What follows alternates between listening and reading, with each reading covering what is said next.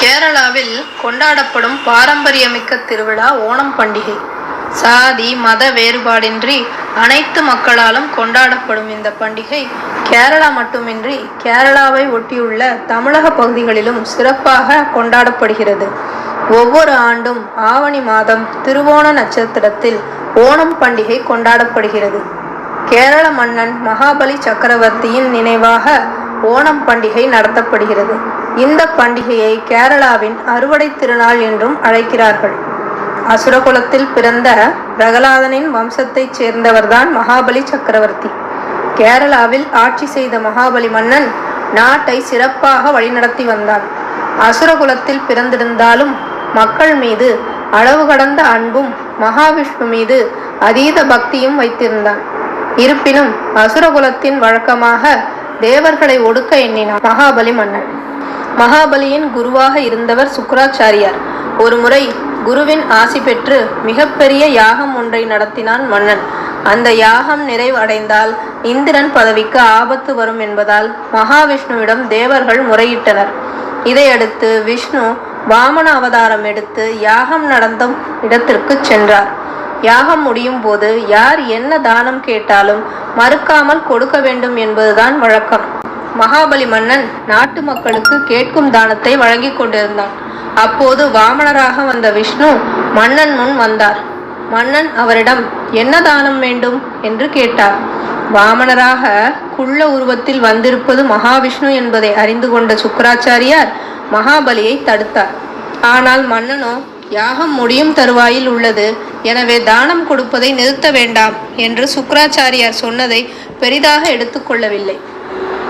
வாமனரும் அரசே, எனக்கு 3 அடி மண் கொடுத்தால் போதும் என்று கூறினார். வாமனரின் குள்ளமான உருவத்தை பார்த்து தங்களுக்கு 3 அடி மண் போதுமா என்று நகைப்புடன் கேட்டார் மகாபலி மன்னன். அந்த காலத்தில் தானம் கொடுப்பவர் தானம் பெறுபவர்களுக்கு தனது கையால் நீரை தாரை வார்த்து கொடுப்பது வழக்கம். அதன்படி வாமனர் கேட்ட 3 அடி நிலத்தை தாரை வார்த்து கொடுப்பதற்கு கமண்டலத்தில் உள்ள நீரை மகாபலி கொடுக்க முயன்றார். அப்போது சுக்கிராச்சாரியார் சிறிய வண்டாக மாறி கமண்டலத்தின் வாய்ப்பகுதியை அடைத்தார். இதனால் கமண்டலத்திலிருந்து நீர் வெளியே வரவில்லை. இதை அறிந்த வாமனர் தன்னிடம் இருந்த தர்பை புல்லை எடுத்து கமண்டலத்தில் இருந்த வண்டை குத்தினார். இதனால் சுக்கிராச்சாரியாரின் ஒரு கண் குருடானது. பின்பு மகாபலி கமண்டலத்தில் இருந்த நீரை கொண்டு வாமனர் கேட்ட 3 அடி நிலத்தை தாரை வார்த்து கொடுத்தார். உடனே குள்ளமாக இருந்த வாமனர் தன்னுடைய உருவத்தை பெரிதாக்கி பூமிக்கும் வானுக்குமாக உயர்ந்து நின்றார். பின்னர் தன்னுடைய ஒரு கால் அடியால் பூமியையும் 2ஆம் அடியால் வானத்தையும் அளந்தார். 3ஆம் அடியை வைக்க இடமில்லை. அதனால் மகாபலி மன்னரிடம், மகாபலியே, நான் கேட்ட 3ஆவது அடியை எங்கே வைப்பது என கேட்டார். உடனே மகாபலி மன்னர் தன்னுடைய தலையில் வையுங்கள் என்றார். அதன்படி வாமனர் தனது 3ஆவது அடியை மகாபலி மன்னனின் தலையில் வைத்து அவரை பாதாள உலகிற்கு தள்ளினார். அதே சமயம் அகந்தை அகன்ற மகாபலி விஷ்ணுவிடம் தன்னுடைய மக்களை காண ஆண்டுக்கு ஒரு முறை பூமிக்கு வர அனுமதி வழங்க வேண்டும் என்று வேண்டினார். அதன்படி விஷ்ணுவும் வரமளிக்க ஆண்டுக்கு ஒரு முறை திருவோண நாளன்று மகாபலி மன்னன் பூமிக்கு வருவதாக கருதப்படுகிறது. அவர் வருகையை வரவேற்கும் வகையில் ஓணம் பண்டிகை கொண்டாடப்படுகிறது. ஓணம் பண்டிகை ஆவணி மாதம் அஸ்த நட்சத்திரத்தில் தொடங்கி திருவோணம் நட்சத்திரம் வரை 10 நாட்கள் கொண்டாடப்படுகிறது. அந்த 10 நாட்களும் ஒவ்வொரு வீடுகளிலும் தோரணங்களால் அலங்கரிக்கப்பட்டு கோலங்கள், புத்தாடைகள், விளையாட்டுகள் என மகிழ்ச்சியுடன் காணப்படும். ஓணம் பண்டிகையின் போது கேரளாவில் தயார் செய்யப்படும் விருந்தே ஓணசத்யா ஆகும்.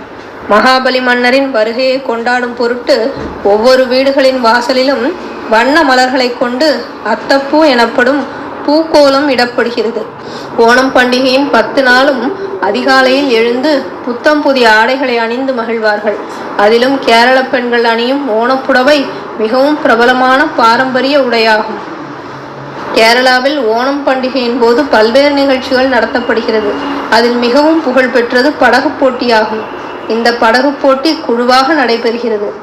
மேலும் யானைகளுக்கு அலங்காரம் செய்து வீதிகளில் ஊர்வலமாக அழைத்து வருவார்கள். ஓணத் திருவிழாவில் புலிக்களி எனப்படும் நடனம் நிகழ்த்தப்படுகிறது. இதில் சிவப்பு, மஞ்சள், கருப்பு ஆகிய வண்ணங்களால் புலி வேடமிட்டு நடனமாடுவார்கள். இது தவிர ஓண ஊஞ்சல், கயிறு இழுத்தல், களரி போன்ற பல விளையாட்டுகள் நடத்தப்படுகிறது. ஓணம் பண்டிகையின் போது கேரளாவில் திரும்பும் திசையெல்லாம் இறை வழிபாடு, ஆட்டம், பாட்டம், கொண்டாட்டம் என திருவிழா கோலம் பூண்டிருக்கும். என்ன, ஓணம் பண்டிகையை கொண்டாடி முடித்து விட்டீர்களா? நன்றி.